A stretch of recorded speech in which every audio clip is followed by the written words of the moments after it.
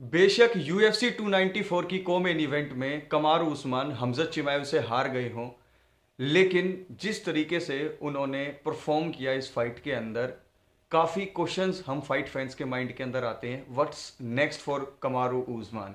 कमारू Usman welterweight champion पहले थे, लेकिन अब उनके पास कोई बेल्ट है नहीं और उसके साथ साथ वो पिछली 3 फाइट हार चुके हैं। लेकिन उनकी तीनों फाइट को आप देखें तो तीनों फाइट ऐसी थी जिसके अंदर उन्होंने बहुत अच्छा परफॉर्म किया, लेकिन बैड लक माने या फिर कहें कि back end of his career माने कि अब वो डाउनफॉल के ऊपर आ गए हैं। लेकिन अब आगे क्या हो सकता है कमारू उस्मान के साथ? वो 185 में ही रहेंगे या फिर वो दोबारा से 170 पाउंड के अंदर आ जाएंगे? आज इस वीडियो में मैं आपसे डिस्कस करूंगा। और जो पिछली फाइट उन्होंने की हमजत चिमाएव के साथ, उसके अंदर से क्या टेक अवेज हम ले सकते हैं, उसके बारे में भी आज इस वीडियो के अंदर हम बात करेंगे। सबसे पहले तो एक बात मैं क्लियर कर देना चाहता हूं, he is not done yet. उन्होंने इस बात को बिल्कुल प्रूव कर दिया सबके सामने कि अभी उनके सामने रिटायरमेंट का तो कोई सीन है ही नहीं।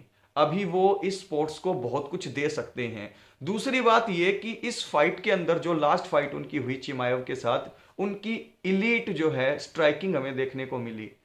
उनका गेम प्लान एडजस्ट करना फाइट के बीच में हमें देखने को मिला।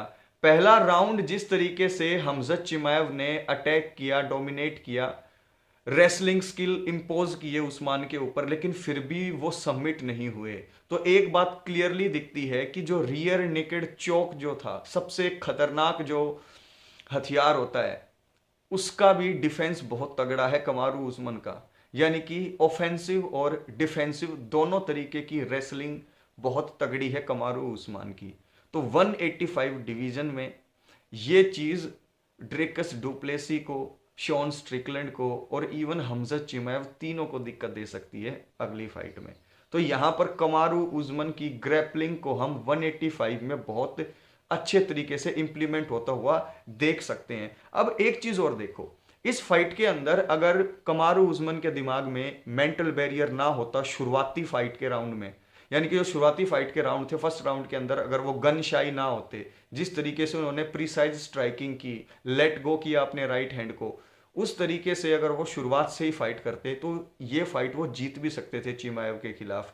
यानी कि मेंटल बैरियर जो उनके माइंड में है, थोड़े से जो वो गन शाई हो जाते हैं नॉकडाउन ना होने के डर से, वो थोड़ा सा उन्हें ओवरकम करने की जरूरत है। लेकिन अभी अगर देखें तो यूएफसी में 185 में he has the best gas tank.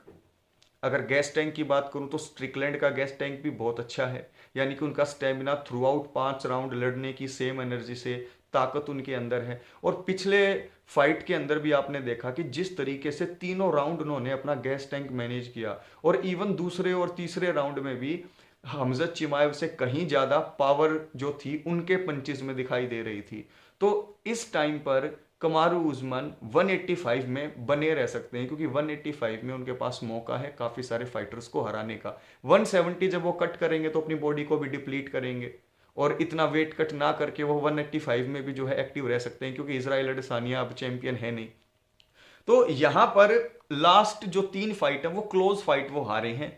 और जो भी फाइट फैंस के माइंड में ये शक सुबह था, जैसे मुझे खुद था, कि उनके पैर अब जवाब दे चुके हैं, उनके घुटने जो हैं जवाब दे चुके हैं, लेकिन ऐसा बिल्कुल नहीं है। उन्होंने मेहनत की है और ये चीज प्रूव की है कि 185 के अंदर वो प्रॉब्लम्स क्रिएट कर सकते हैं।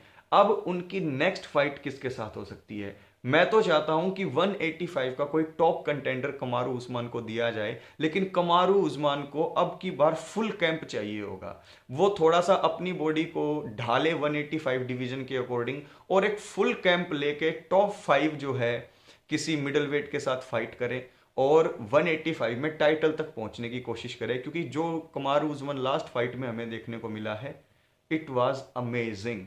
अगर ये राउंड 4 और 5 तक बात चली जाती पिछली फाइट में, तो हमजत चिमाएव को वो हरा भी सकते थे। तो जो बातें मैंने आपसे कही हैं वो आप एग्री करते हैं उनसे या नहीं, नीचे कमेंट बॉक्स में कमेंट करके जरूर बताइएगा। और ये भी मुझे बताइएगा कि मिडिल वेट के अंदर 185 में कमारू उस्मान की फाइट किसके साथ होनी चाहिए और कौन सा मैचअप उनके लिए बेस्ट होगा। Thank you so much.